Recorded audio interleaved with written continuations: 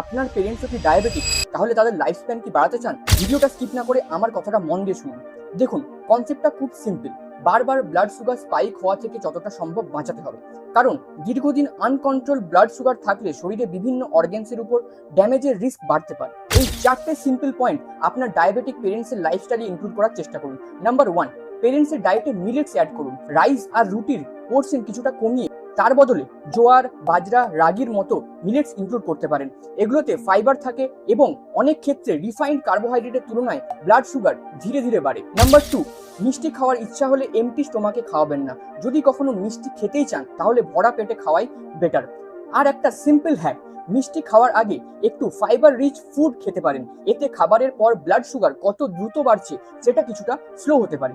Number 3, শুধু carbohydrate based মিল খাবেন না, মানে শুধু রাইস, রুটি, মুড়ি এরকম মিল অ্যাভয়েড করার চেষ্টা করুন। এনশিওর করুন এই কার্বোহাইড্রেটের সঙ্গে একটু প্রোটিন সোর্স যেন থাকে, যেমন দই, পনির, ডিম বা মাছ বা মাংস, অথবা মিলে নাটসের মতো হেলদি ফ্যাট সোর্স এবং ফাইবার রিচ ভেজিটেবলস কিন্তু ইনক্লুড করতে পারেন। আর নাম্বার 4, প্রতিটা মিলের পরে 10 থেকে 15 মিনিট হাঁটুন।